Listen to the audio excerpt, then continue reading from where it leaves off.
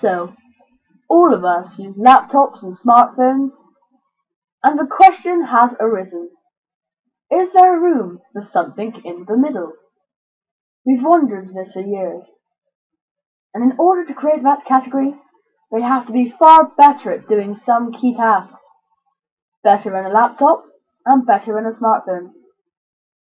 Some of the first words that Mr. Jobs spoke at CES. The Apple tablet has finally been unveiled, the iPad. At first glance, it may just look like a giant iPhone, but there's lots more to it.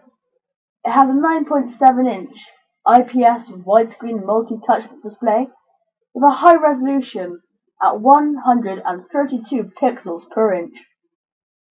For those who are unfamiliar, IPS, or in plain switching, means that the liquid crystals are aligned horizontally instead of on an angle.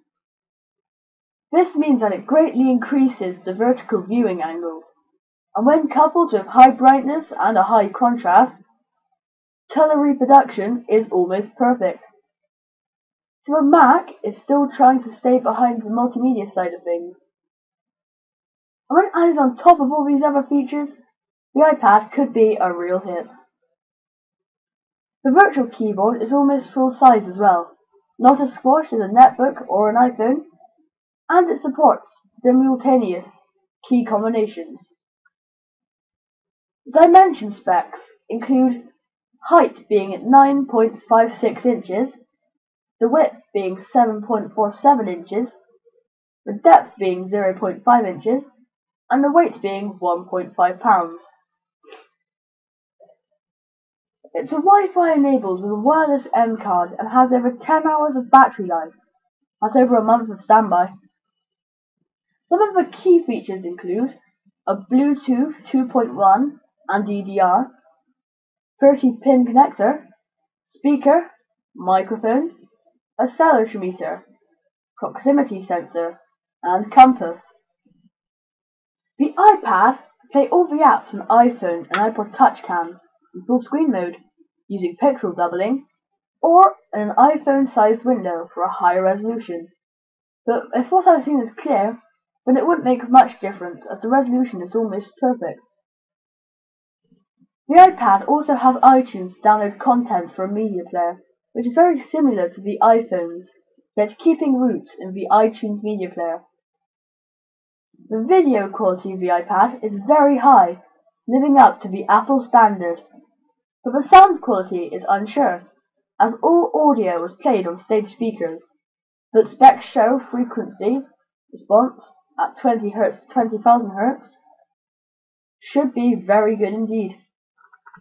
Audio formats supported include AAC, protected AAC from the iTunes Store, MP3, MP3 VDR, audible, that's in formats 2, 3, and 4, Apple Lossless, AIFF, and WAV.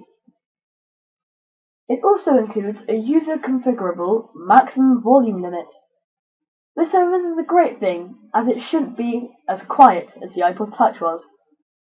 It also features a 3.5mm jack for headphones. Another great thing about the iPad is it comes with great extensions, such as the iPod keyboard dock. It also comes with great add-ons, such as the iPad keyboard dock.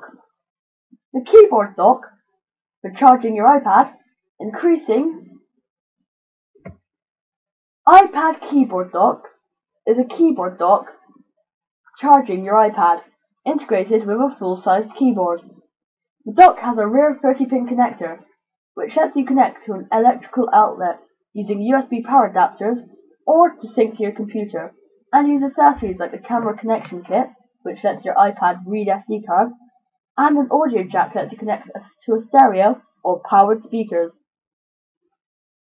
Also a new feature known as iBook, where you can buy books in an iTunes-styled interface and then read them.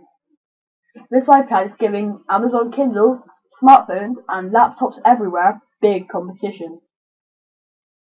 This is Frankcom reporting on the new iPad.